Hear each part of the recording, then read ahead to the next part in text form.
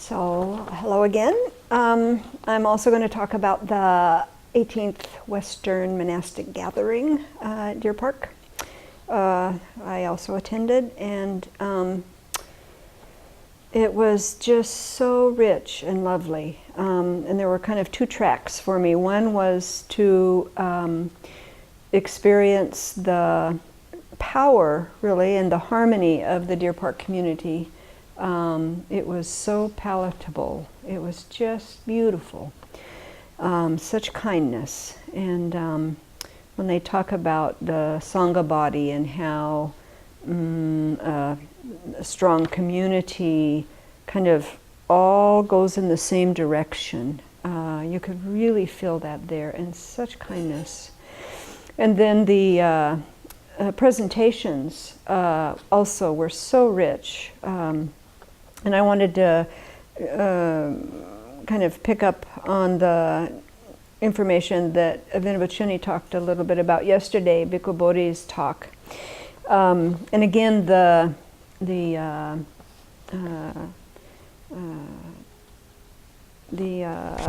title, or what people talked about in all of these different presentations, was how to develop and sustain Bodhi resolve with joy in challenging times. And Bhikkhu Bodhi, when he presented, he first talked about how bodhicitta is in all the traditions, in all the Buddhist traditions. And, you know, that served to really break down any differences and separateness in the gathering. It was quite lovely. You know, one sentence, but at least I think for most people it really did that. And then he talked about two aspects of bodhicitta: looking upward toward Buddhahood, and then looking outwards towards all sentient beings. And I also thought that was quite a lovely way to just think about bodhicitta. And then he talked a lot about, the bulk of his presentation was on the challenging times and the three ominous situations that we're faced with. The persistence of warfare. And in this country alone, $300 billion per year goes to military. $300 billion. That's a lot of money. And then the grave economic situations, really in many countries. In this country, though, it is, again, like Vinabachuni said yesterday, the disparity between those with a lot of resources, a lot of wealth, and everyone else. And I think these statistics are so powerful. I just want to revisit them again a little bit. So the amount of wealth held by the top 10% in this country is 75% of all the wealth. Amount of wealth held by the bottom 40% is 0.3%. So there's such a disparity there. And then he talked a lot about climate change, global warming. And he described how we have longer heat waves, longer droughts, severe floods. The ocean is more acidic. And he said, you know, this is a harder one for people to grasp because it's quite insidious, although it's getting a lot more noticeable. And a good example of that is on the East Coast this week. That storm system that hit the East Coast was unprecedented in its size and destruction. And so more of that to come. He also talked about, did I put that down here?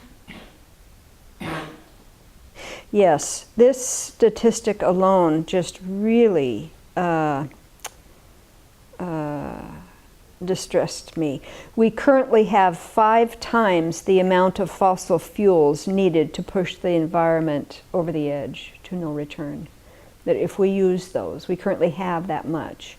If we use that, it's 5 times the amount that will push us to the point where we can't come back, can't recover. So these are pretty ominous situations.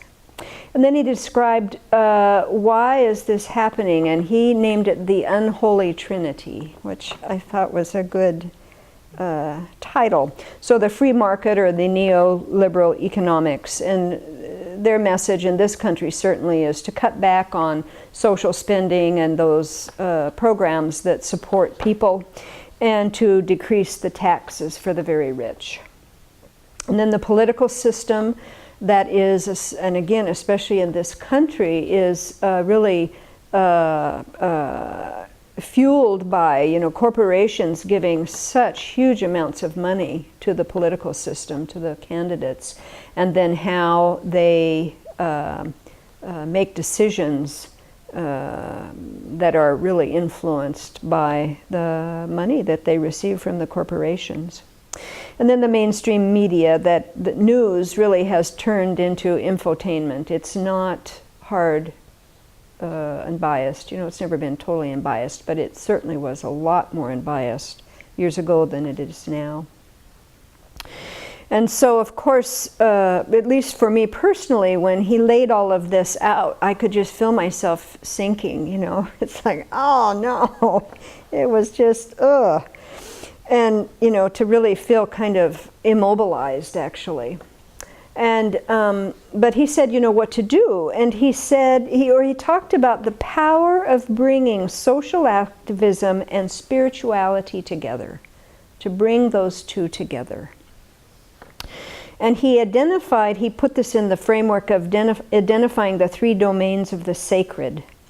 And so the transcendent domain, and that would be, we can think of our Buddha nature, that we can transcend what is here. And then the human domain, which involves intrapersonal, what goes on inside, interpersonal, what goes on with others, communal and global. And then the natural domain, so that's one's own body, how we take care of our own body, other sentient beings, and then the natural environment. And he really highlighted how there's this tendency to separate the transcendent from the social and the natural domains. And if we can link those three back together again, how they will change then the decisions that we make in a very powerful way, And so in this sacred triad, these three domains, one would regard each domain as equally important. And so that would mean that the boundary of the spiritual would be greatly expanded to these other areas. And you can just think, this of course really mirrors a lot of what we practice in Buddhism, where we think of how our actions affect others. We are very clear about there are finite resources, and so we have to take care of how we spend and use them, how we live and how that affects our environment, our body, others. And so we already do that to a great degree. And then he really challenged us to become a sacred activist. And so this would be the way that he said to do this would be to really meditate deeply on these difficulties that we're facing, and really get in touch with the one that really speaks to your heart, that really tugs you.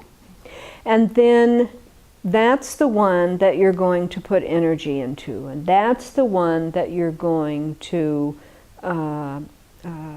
become a sacred activist. Using these three domains, how then can you put energy into making a difference and